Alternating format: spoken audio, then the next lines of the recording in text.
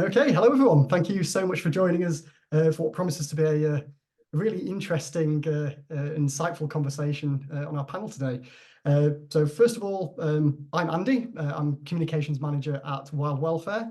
If anyone's unfamiliar with who we are, we're an international organisation that works to drive forward welfare improvements for wild animals that are under human care all across the globe. Our vision is to help ensure that every captive animal has the opportunity to not just survive, but to thrive. We are the first animal charity that is solely focused on improving welfare standards by uniting animal welfare NGOs and captive facilities such as zoos, aquariums, and sanctuaries from all around the world. And recently, we've announced a partnership with the Civet Project Foundation, who are, I believe, the only non-profit organisation in the world exclusively dedicated to varied species. So I'm incredibly excited to introduce you to the panel today. So we have, first up, the founder of the Civet Project Foundation, Jes Hooper. Hi, Jes. Hi, thank you for having me.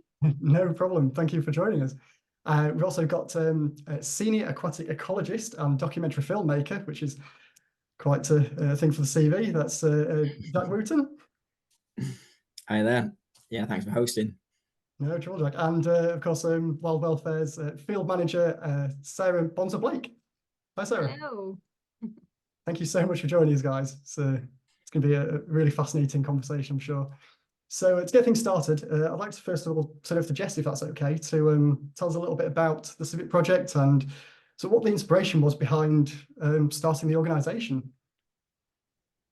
Right, yeah, so the Civet Project Foundation officially started in December last year, which is when we got our charitable status, which is very exciting.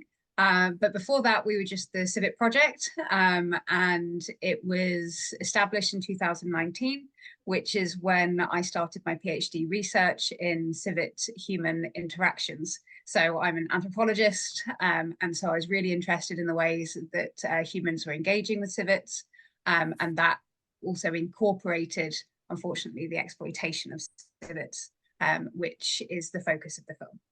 So I originally set up the Civet Project because I was studying Civet Coffee. And the thing that struck me most was just how bizarre this product was. So for those that don't know, Civet Coffee is coffee that has been eaten by a civet. It's gone through the digestive tract of the civet. The civet then defecates the coffee beans whole, and then that's where the coffee comes from.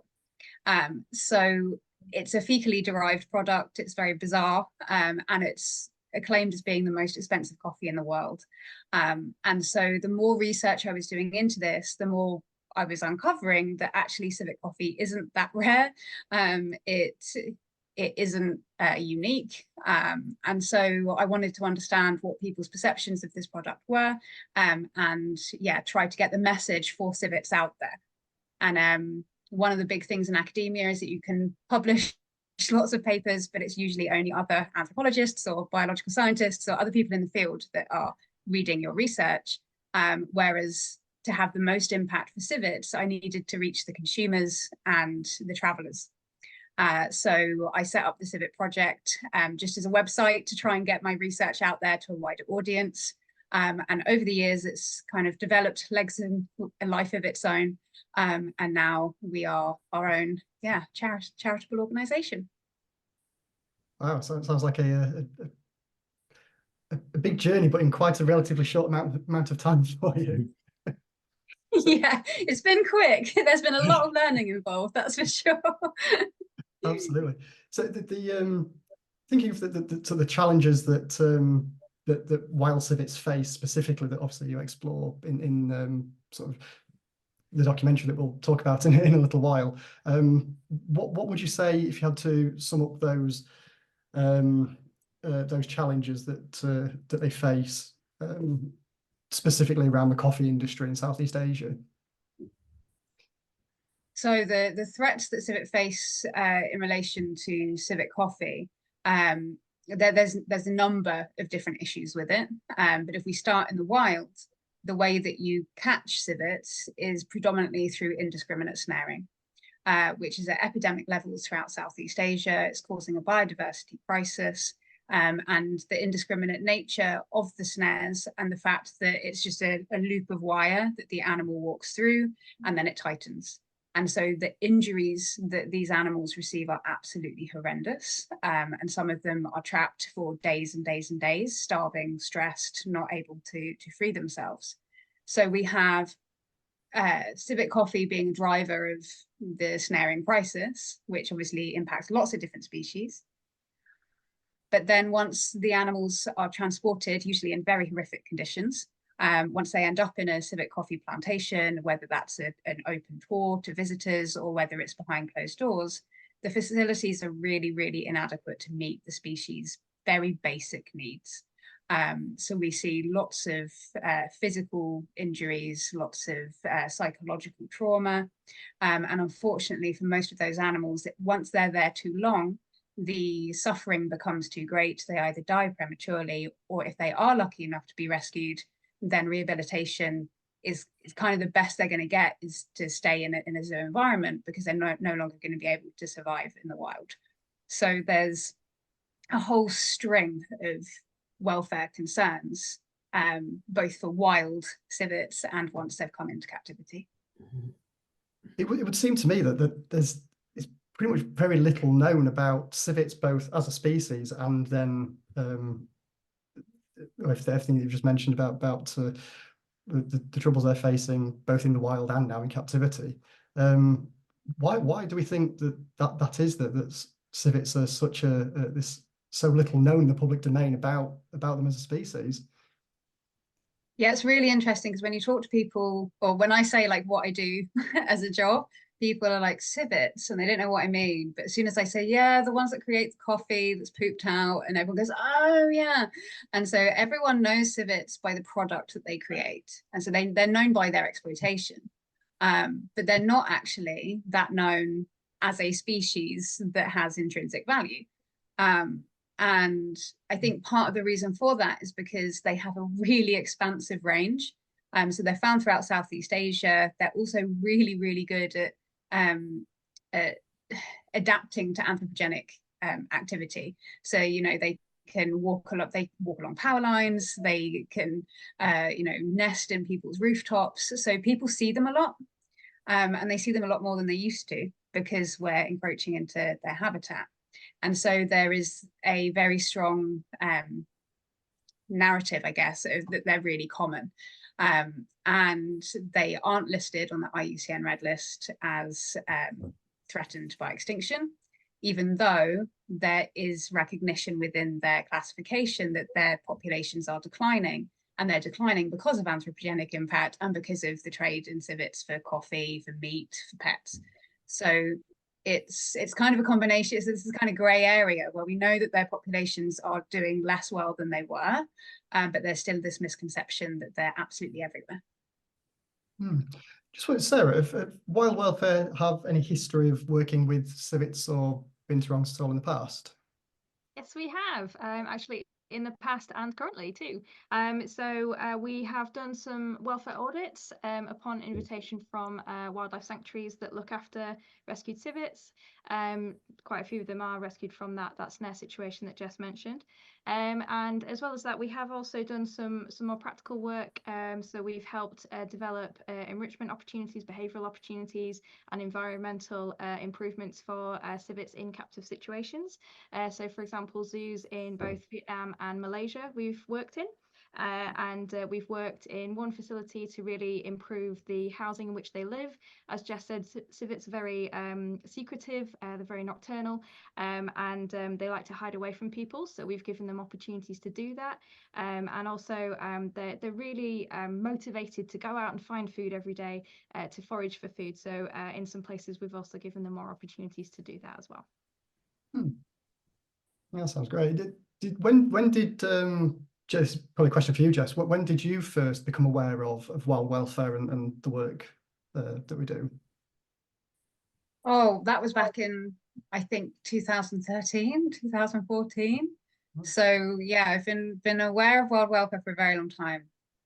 And I think the reason that wild welfare originally came on my radar way back when was I was zookeeping at the time. And so captive welfare was very much at the forefront of my professional development at that time, which actually coincides with my first experience of binturong and discovering Civet Coffee. So it's all kind of interconnected in a weird way. I guess now all these years later, it seems as though there's Oh. very much gone full circle. There's elements of sort of wild welfare's missions that definitely intersect with that of the Civet Project. So I guess on that note, how do you see sort of the collaboration sort of working between the two, and what sort of is there a plan going forward in terms of what we can expect from that collaboration? Is that, I guess it's either Jes or Sarah on that one. Who wants to go first? You go for it. So having wild welfare involved is just incredible, because we, as a very new organisation, a lot of what we do is trial and error at this moment. And we've got lots of people on our board that have these amazing expertise, particularly in conservation, viverids, and human animal interactions and ethics and consumerism and all these kind of core subjects. So having wild welfare come on board gives us that real kind of focus for the captive welfare of the animal, which is really important. And even if we are hoping that our overall result will be the complete collapse of the civet coffee industry, we don't want to see these animals in captivity at all. But if we could start to work with the industry rather than against it, then at least we can improve the conditions of those animals whilst we're working towards a phase out. And so the ethos of wild welfare fits really well with what we're trying to do. And we're also very aware that the civet coffee industry, as it currently stands, is monumental. It's huge. We're talking, it's expected to reach 10.9 billion US dollars by 2030. Like it's this huge industry. And so the phasing out of this is going to happen over time. And so having welfare experts on board is going to be really valuable to start that journey. And yeah, just having a charity that is more established and that has been through that trial and error stage, that can kind of support us and mentor us through our emergence, is just really valuable. Yeah, I really love as you say, the collaborative nature that we as two organizations are experiencing, but also the ethos with both of our organizations. Collaboration is so key to both of our missions, essentially.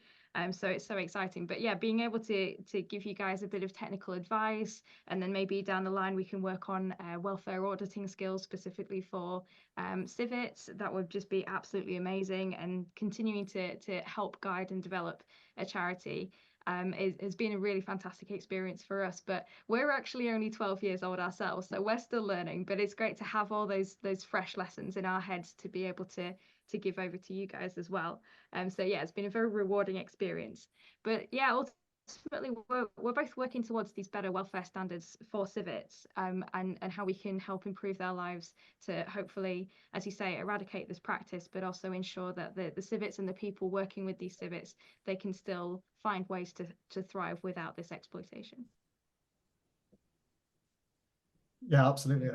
I think that probably leads us quite nicely on to I guess the first of hopefully many collaborative opportunities that we're going to see public facing, at least, is World Civet Day, which is of course really taking up an awful lot of your time and resources at the moment, Jes, I imagine. On World Civet Day, what was the sort of the first moment in time when you realised the need for such a day for to raise profile of civets specifically? So World Animal Days in general are really good at raising awareness of particular species or particular groups of species. And because we're dedicated to all viverids, it gave us the opportunity to really showcase all viverids. So we're called the Civet Project because the Viverid Project is a bit of a mouthful. Let's not include Latin in our name. But we're able, through World Civet Day, to really raise awareness of every single species within that family group. It also allows us to work with lots of different collaborative partners who might be working with binturong. So we work with AB Conservation, which is a binturong specific organization, and they're doing amazing work with the Palawan binturong. And then we have zoos that have genets, or African civets. And so although we haven't focused ourselves on those species yet, and I say yet, it's an opportunity for us to really highlight them all, which is great. But the way it came about was actually through the Austin civet, which is a species that is endangered and features in our documentary film. And Vietnam is one of the last remaining strongholds for this species. And one of our trustees, Zach, is working very closely with the conservation of this species. And he was there in Hanoi in 2019 when they signed the International Conservation Action Plan for this species. So when we got together originally and we were like, right, I think this needs to be a charity, like, how can we make this happen? What are our main missions? And the very first thing Zach brought to the table was World Civet Day. so from the charity's inception, it's been there. And so I think from that day that he was there for that signing, he knew that this species needed to be at the fore. So World Civet Day it is. Here we are. Here we are. And also that's why it's on the 4th of April, because that's the day, that's the anniversary of the signing. So it's a nice little nod. With World Civet Day, what are the specific goals, especially with it being the very first World Civet Day, of course? What are you hoping for the purpose of this very first one to be, and what purposes it will serve? So the very first purpose is to raise the profile of civet species. The second aim is to raise the profile of the unethical nature of civet coffee, which again is where our film comes in, and that's being launched on the same day. And then also it was an opportunity to really reach out and try and network with different organizations that might come into contact with civets, but not necessarily have the support, the knowledge, or the expertise in knowing how to care for them, what to do with them, what even they might be. So we work with sanctuaries that deal with lots of different wildlife, and civets come in and they kind of get shoved to the back because they're nocturnal, they're secretive. They're quite good at fending for themselves, so they might not get the same level of focus as species that require a lot more energy. So yeah, we want to work with them to try and get them to do more kind of educational outreach.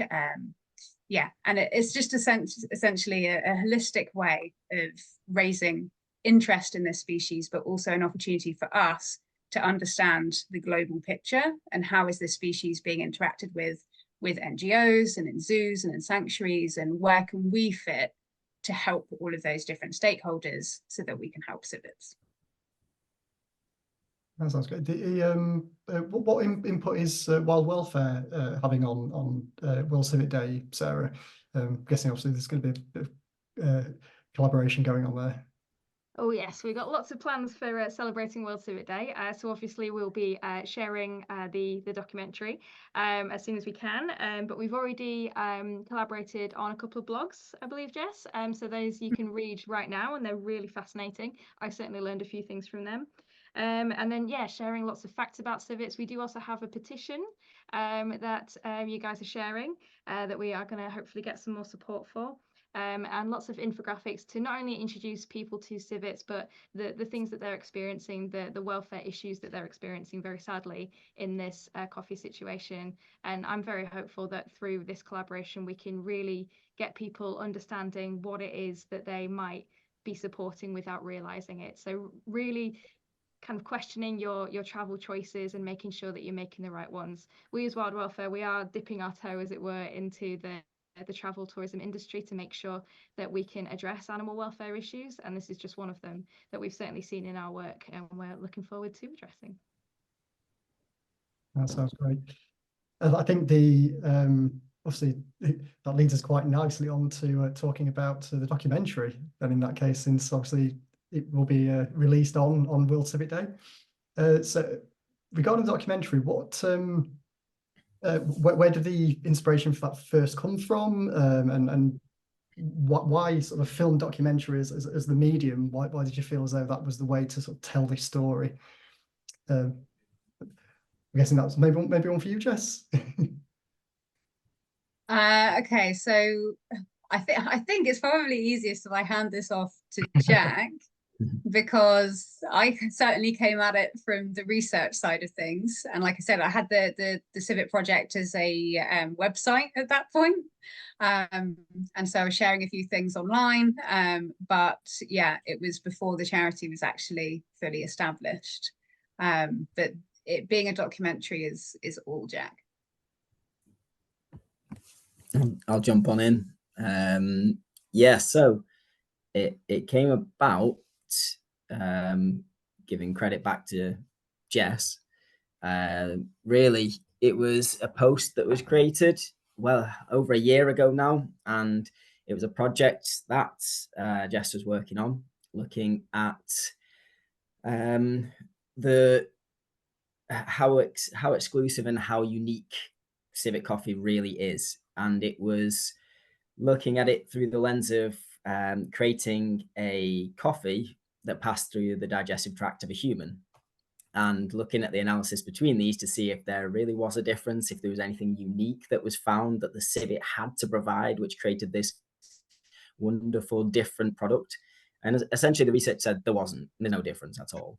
But this post was so engaging, and it's quite a dark subject to go into, all of the Civet Coffee element, but this was a really cool and engaging post that I read, and it got me looking into Civet Coffee. It was funny, like the twist on it onto this human coffee element, and I just absolutely loved it. So after doing a tiny amount of research, I contacted Jes and just wanted to learn more. And I think even within the first message was, can we make a documentary about this?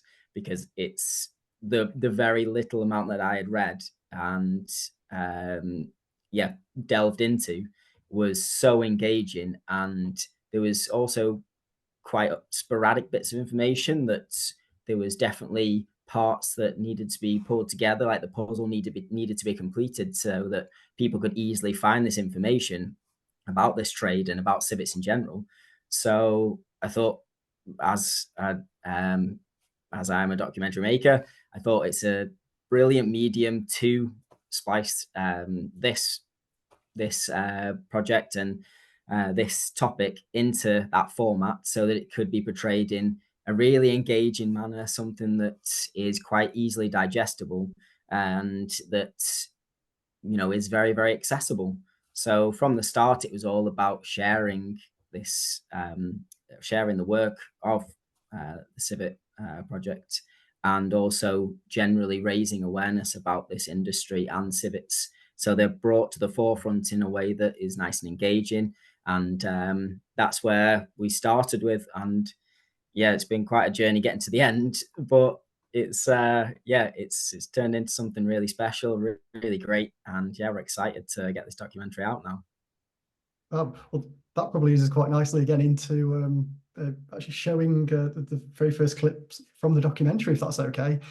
So what we have here is the first trailer for the documentary that literally just been released. So let me get that playing now for you. They're one of the most ancient families of carnivores to walk the planet, but they do so in almost complete secrecy. Civets are solitary, they're nocturnal, which makes them really tricky to observe in the wild, even though they are widely distributed across Asia and Africa. And anatomically, they're just amazing. There is so much variation between each civet species. But across Asia, civets are facing a crisis. The spread of an unusual industry threatens their very existence. Civet coffee is a tourist-led industry, threatening species of civets across Asia and posing huge consequences for conservation, animal welfare, and human health. And all of this for a cup of coffee.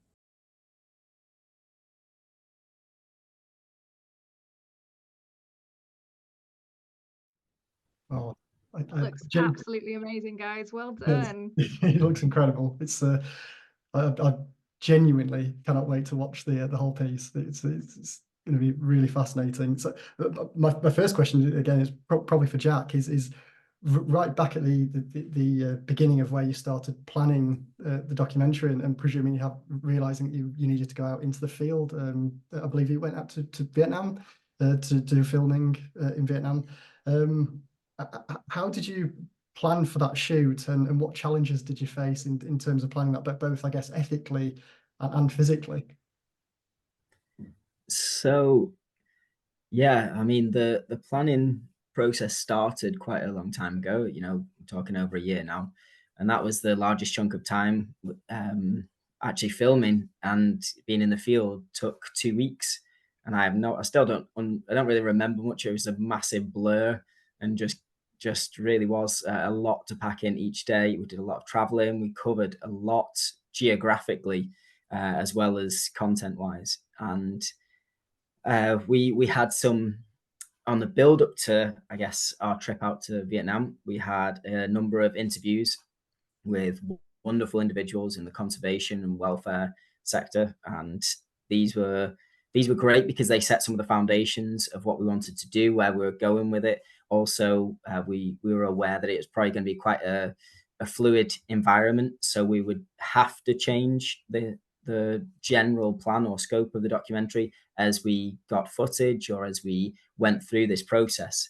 So the idea was to always keep it very fluid, and the idea was to I guess just get there and see what we got, because we had no idea what we were facing or the challenges that we would come up against when we were in the field. So we did as much prep as we could. We did a load of interviews before we fired out to Vietnam, and then once we were there, we took every opportunity and every moment to gain as much footage and content as possible. And I guess to touch on the ethical side of it as well, we were aware that we were in situations where the welfare of the animals is very much compromised. And that was part of what we were trying to do, was not always get the best shot. It was to be aware of your surroundings and try and not, you know, make the situation worse for these poor animals. We saw some horrific, truly horrific things. And we made a conscious decision to make sure that the shots were done in an ethical way, and to ensure that we were not lowering the quality of these animals' lives even further by our presence there, because what we were doing was posing as tourists for a lot of it, to ensure that we had the true or the real I guess set of scenarios or perspective that we would if we were there traveling as tourists. And this was so that was a big part of it for us. But I guess the positive side of it, and working with people over there, we could be guided very easily by individuals who were based in Vietnam, who were Vietnamese, and who could guide us through a lot of this process. So that was an amazing part of the whole documentary. The collaborative work with people there and people on the ground was just inspirational, and you came away from it with some days extremely glum and feeling terrible about everything in the world, but then you'd come away from a day feeling extremely hopeful and realizing that there's so many people out there doing incredible work and inspirational work, not only for civets but wildlife in general in Vietnam. And yeah, some of the initiatives and projects and people that we saw over there were just it was just absolutely incredible. So in terms of content footage, we were spoiled for choice. We just had to get the cameras rolling at all times, as many on as possible in as many angles as possible. And yeah, we managed to get some pretty incredible stuff. I imagine being out there for 2 weeks, you must have ended up with an awful lot more than what ended up in the final edit of the documentary. Yeah, we could make a few more, but I desperately need to catch up on sleep before we do. So I can imagine. we'll wait a little while. In terms of that final piece, then that obviously is released on World Civet Day, how did it pan out in terms of what you had maybe originally planned or researched for upfront? Again, versus you having to do the adapting on the fly whilst you were out there shooting. Did it end up sort of as you imagined? Not even close. So obviously we were always focused on the civet is the star of the show, and that's the story that we're telling in this industry surrounding the species. We were wondering what it would morph into, how it would change and adapt, and what angle we would tell. But yeah, in terms of the process from the start to the finish, we couldn't end up with probably 2 different products. And it was interesting just to see how that changed. And it was very much based on a lot of the influences from people over in Vietnam, in working in the field, directly involved with a lot of this, either conflict work or directly involved with the rescue work or rehabilitation or release.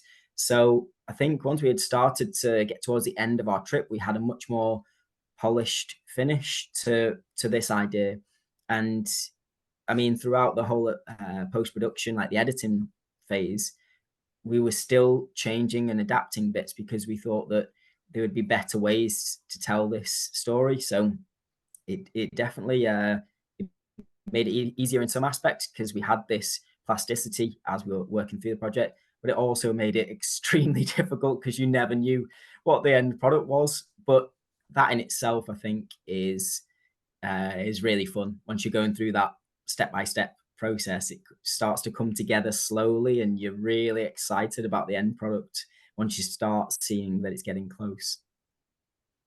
I've also seen that Dr. Jane Goodall is featured in there as well. You were saying that obviously you've got a lot of talking heads, people involved in the piece. How did that come about?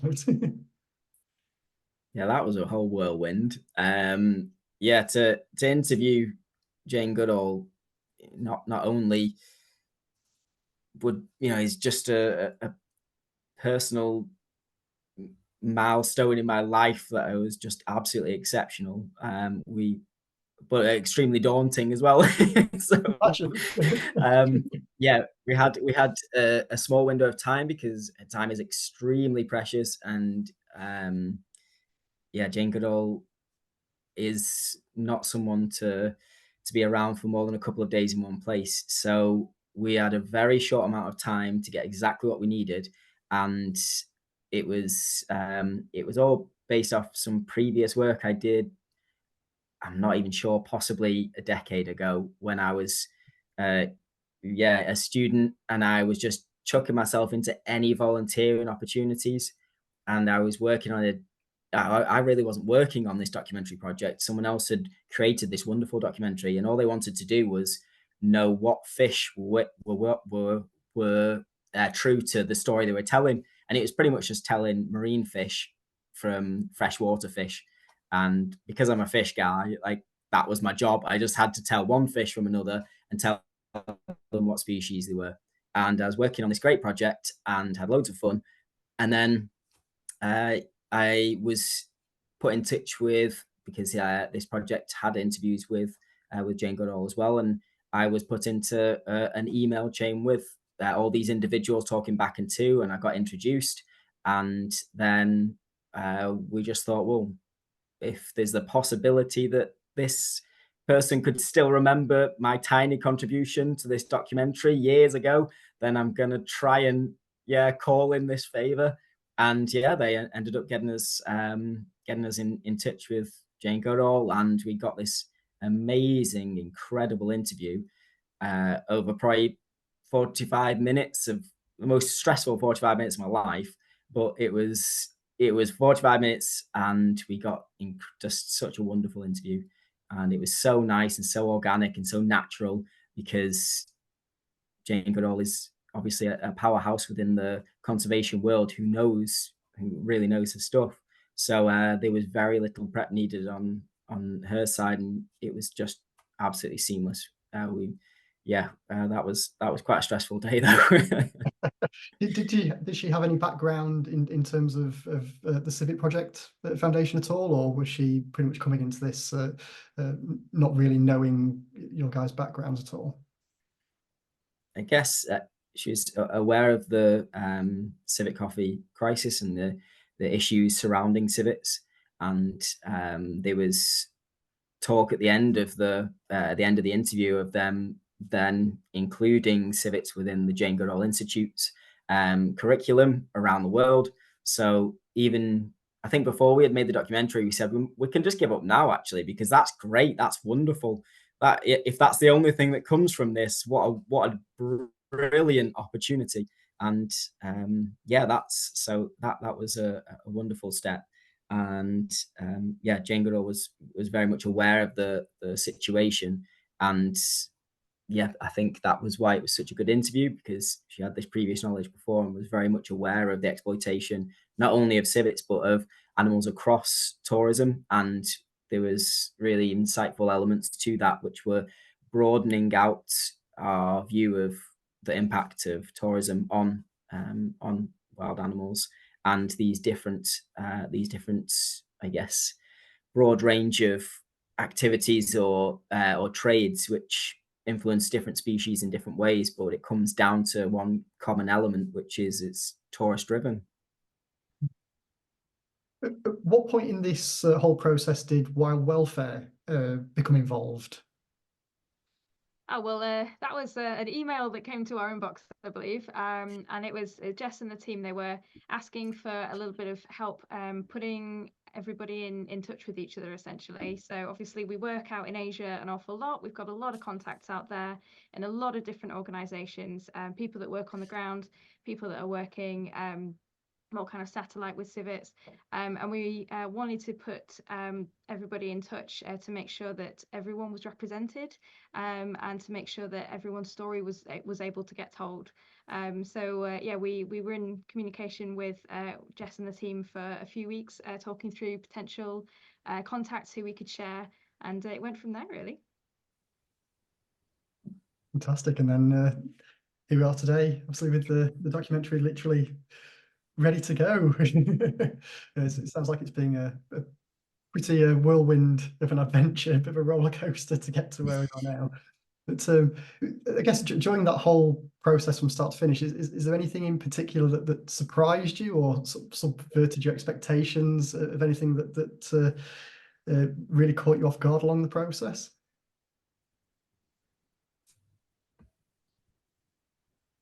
Is that to? I'm so sorry. Well, I guess to either Jack or Jes, really, or if you both have something each that you can add to that. You take it away, Jes, if you want first. Okay, so for me, I was always aware of the suffering we would see, but what I was not quite prepared for was, well, the two things. The first was the lack of biosecurity, and I know that, you know, my background, zookeeping and things, I'm used to very high levels of biosecurity, but I knew that, you know, there wasn't going to be that kind of comparison that could be made, but I wasn't expecting to have to throw away my shoes because I'd been walking through civet urine. And these were in areas that were just, you could walk in off of the street as a tourist and go and look around. So that I found quite shocking, because I was thinking, even for the optics of trying to present this industry to visitors, why would you want your visitors walking through waste? So that I found quite alarming. And then the other thing was we did a bit of undercover work whilst we were there.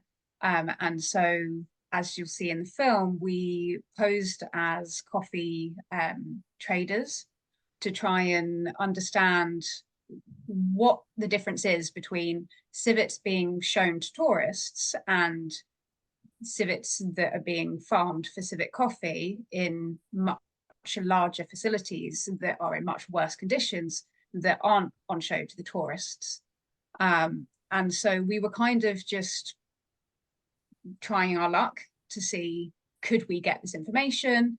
And so we had no idea when we got there whether it would be a case of trying to get behind the scenes, or if we'd just be allowed to walk in, or so we weren't really sure what we would be walking into, how we would be received. But for me, what was most shocking was that there was a lot of photographs and videos that were sent to us by these owners of these facilities that were trying to sell us massive quantities of civet coffee. And not only were they really forthcoming with the photographs and the images that showed these animals in the most horrendous conditions, but you could see the amount of coffee that was being produced. And this is an industry that claims that there's only 127 kilograms of civet coffee available per year in the entire world. And that's why you have to pay £50 per cup. But yet we saw far more than that in one shop. And then the images that were coming through from these farmers, they were saying that in the region of this one particular region in the mountains, they had a number of farms, and collectively they could create 150 tons. And I'm thinking, so why are people still paying £50 per cup on the basis of it being rare, when clearly this isn't rare at all? And so, the quantities of civets and the quantities of coffee even exceeded what I was expecting, and I've been studying this for years. Wow, that is shocking, isn't it? And even obviously with all of your background and research beforehand, to go out into the field and discover that must have been quite a shock. Wow. Jack, did you have anything similar from sort of the production side that sort of, again, really caught you off guard? Yeah, so I would probably say it was similar to what Jes was saying, the accessibility of, I guess, the suffering, or the level of suffering that we saw, which did change between different tours or different farms, but her standards were always low. It's just how low would it get, and how low could we find it?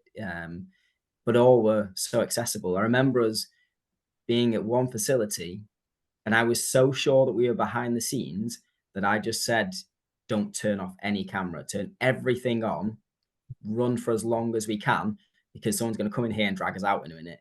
So keep everything rolling. And we were on, and we were filming, and it was 5 minutes and we still didn't see anyone. And then a member of staff walked in, and I turned around expecting something to kick off, and they just said, oh, hello. And we said hi, asked them how they were doing. They asked us how they were doing, and then left. And that was the facility. We were actually in the tourist facility, and the welfare standards was so low that you thought you were in some dungeon somewhere, some torture dungeon, where, it was the next level of just horrific scenes of just animal abuse. There was absolutely no other word for it. And that was so shocking, because we were unaware of how easy it would be to get into some of these facilities. But I never thought that we could walk in off the street and you'd just be welcomed in. And that was what they were showing. That was the tourist experience. And while we were there, we saw tourists going in, and I don't think in that facility I saw any tourists look like they were enjoying themselves. I think it was a shock to them that they were what they were seeing and what they were part of. But the accessibility of the suffering was astonishing, and in some ways it made our job of documenting it a lot easier. But you would have liked it to have been harder to see that level of suffering. Even the undercover work that we did, where we thought we were gonna we thought it was going to be harder to get into these areas. We didn't. we were straight in, and within the same day we were having images, and a lot of these were shared on social media platforms, so we didn't even need to dig too far to find them. But once you'd thought it couldn't get worse, you know, it really did. So I think that was the most shocking thing for me. There was a lot of eye-opening stuff, not all bad. You know, we saw some wonderful, very hopeful things out there as well. But yeah, that level of accessibility to it was pretty shocking. I imagine that those experiences specifically were maybe the catalyst that then led on to your petition that's now running part of World Civet Day. Then if you want to quickly sort of lead into that, Jes, and just explain to the audience maybe where they can get involved and maybe where they can help maybe sign the petition. Yeah, brilliant. So the end of the film, we have 3 calls to action. We have sign our petition, we have speak up, which is advice on what you can do if you encounter poor animal welfare when you're traveling. Many tourists don't realize what they're about to walk into. And so we give advice on, you know, leave a negative review. Reviews help to inform others, but also to talk to your tour operator and let people know that you don't want to be paying for or contributing to animal cruelty. And then we have our final one, which is boycott Civet Coffee. So the petition that we are launching is live now. So you can go to our website, which is www.thecivetproject.com. You'll find the petition in the documentary tab. So it's just thecivetproject.com/documentary. I'm sure we can share links with you as well. And we're asking TripAdvisor to list all Civet Coffee attractions on their platform with a welfare warning. So TripAdvisor do have an animal welfare policy. And what's quite shocking is that some Civet Coffee attractions on their platform are listed as this site meets the animal welfare expectations of our policy. So they're not even not listing them. They're actually saying these facilities are fine. These facilities have good, positive welfare for the animal. But you cannot feed an animal coffee and it experience good welfare, regardless of what the cage is like, regardless of what their conditions are like. They cannot eat that level of caffeine and have good welfare. So we are asking them to take off those listings and to put their paw print kind of badge of shame on every single Civet Coffee attraction. We've also found Civet Coffee attractions for sale on their platform, but they've informed us that they don't sell Civet Coffee tours through their platform. So we're essentially asking them to review all the ways that they represent Civet Coffee, because it's all very well and good saying that you can boycott Civet Coffee and boycott animal cruelty, but if you're about to walk into a facility and you don't know it's happening, but you've done your due diligence and you've done the research and you've gone to TripAdvisor, the largest review site in the world, and it's gone, yeah, it's great, go ahead, then that's not helpful. So yeah, we're hoping that our petition will inspire some positive change in TripAdvisor's representation of Civet Coffee tours, but it won't be the end of the conversation because we want those tours removed from the site permanently. But we know that that's a big ask, so we're asking for incremental steps. Again, we want to work with these organisations rather than against them. So we're hoping that our petition will lead the way and help them on that journey. That's great, and of course we'll make sure all of the links to both the Civet Project website and the to the petition itself will be down in the comments and in the description of this video on YouTube as well, so you'll be able to easily access. Amazing, thank you. No problem. I think we'll probably wrap it up about there if that's okay with everybody, and just want to say again that thank you to all of our panelists, to Jes, Jack and Sarah. It's been really fascinating, so yes, thank you for a really wonderful conversation, and thank you very much. To everyone for joining us and watching the conversation along. The video will remain on YouTube after the stream's finished, so you can jump back in at any point you wish. And of course, again, please do visit the Civet Project website and the Wild Welfare website at wildwelfare.org for more information. And of course, both organisations are on social media as well. So especially over the World Civet Day, please do jump in on the conversation there. But again, so I'll wrap up there. But thank you once again to everyone for joining us. Hopefully see you again soon.